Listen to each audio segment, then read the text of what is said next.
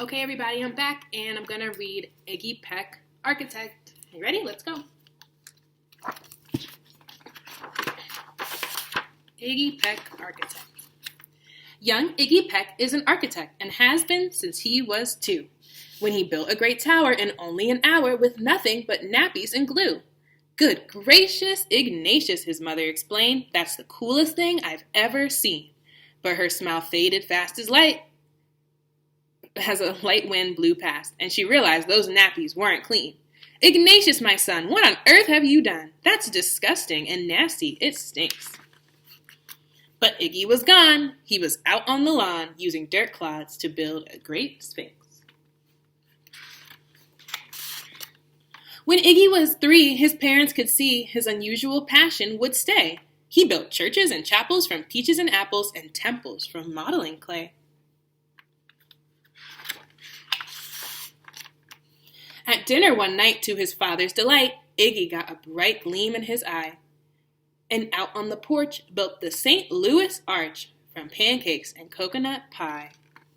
We know the St. Louis Arch, right, Galoshes? It's one of the landmarks in the United States. Dear Ig hadn't it made until 2nd grade, when his teacher was Miss Lila Greer. On the very first day, she had this to say: "We do not talk of buildings in here. Gothic or Romanesque, I couldn't care less about buildings ancient or new."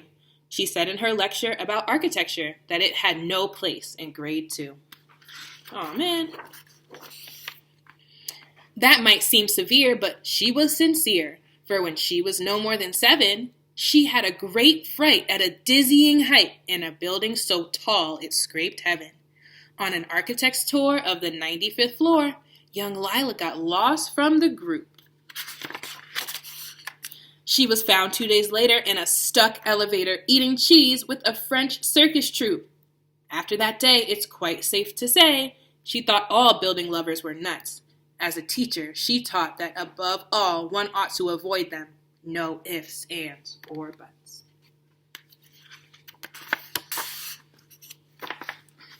As you might guess, it would cause Iggy stress to hear such terrible talk.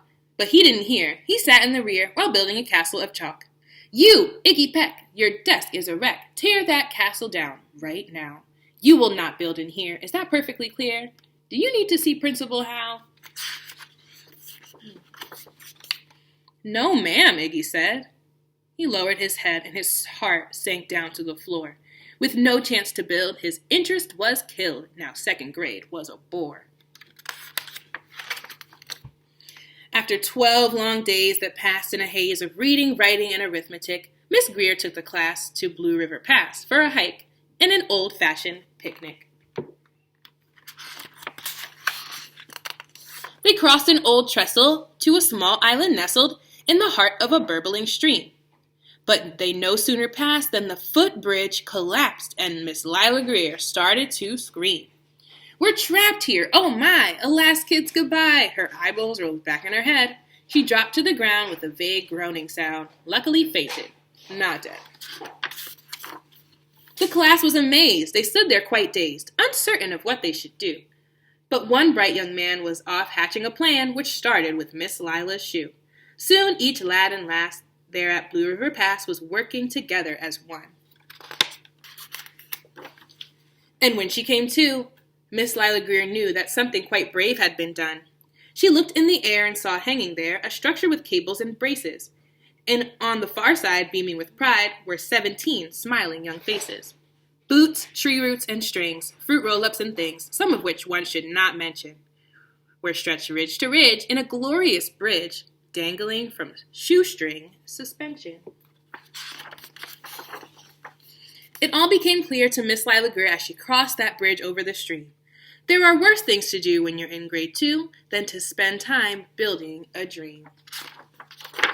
Now every week at Blue River Creek Elementary in 2nd grade, all the school kids can hear, along with Miss Greer, how the world's greatest buildings were made. The weekly guest speaker in t-shirt and sneakers talks of buildings from Rome to Quebec.